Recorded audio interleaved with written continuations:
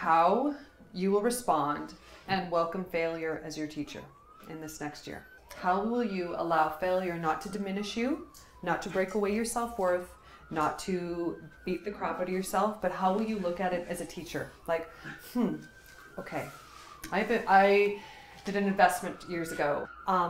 That nothing happened from that. Like, that money's still sitting there. I don't know if anything will happen, but I believed in it at the time. And, 5 years later, I'm realizing that, this isn't going to happen. But I owned my decision that I chose to buy in. Will I get my money back? Maybe, maybe not. Chalk it up as a lesson learned. For me, the lesson then is, okay, I really need to ask more questions and be more educated around the vision and dream that this person had. I should have had more knowledge before I put the money into what I did. So there's great learning, but the great learning isn't about, okay, I'm never going to invest in anyone's dream or anything again. The learning for me was, I really need to educate myself more before I lay the money down. So there was a failure there. Like, I'm out that money, but there's also some awesome mind stuff for me in that around. I ask a lot more questions now. I really pay attention to, I want to learn more before I take a plunge. I could be angry about that money. It's money that I could invest in these new things I want to do. But I have to, this is a teacher. This was there to teach me something. How will you manage stress, fear, and anxiety in a non-reactive state?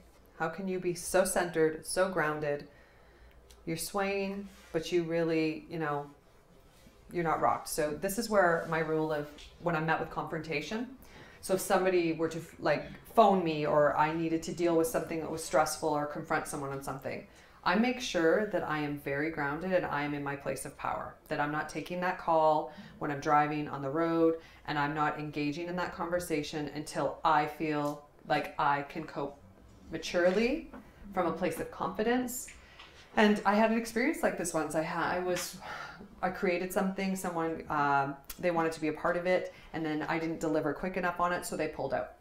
So my conversation with this woman was just, I think of it now and I'm like, wow, I shouldn't have even taken the call. Like, I was fumbling on my words. I was disappointed. And all that was at the root of it was, I was just disappointed that she didn't buy into my vision anymore, that she couldn't be patient.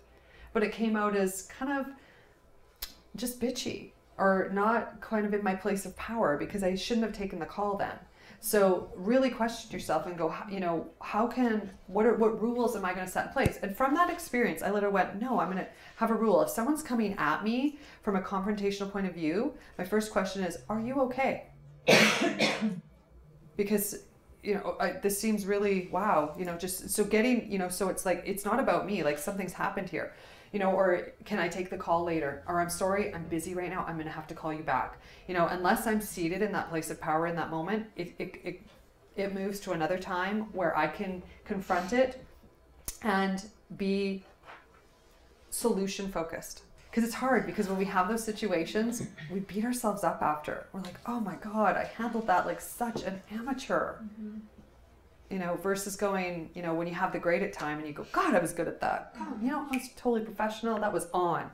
Because those little moments build up to, they start to beat away at you. So if you start to go, no, I'm going to try it like this. It doesn't mean that it's not going to still happen and be shitty maybe. But it does mean that you know how to get back to your state of calm and your peace and owning your joy again faster.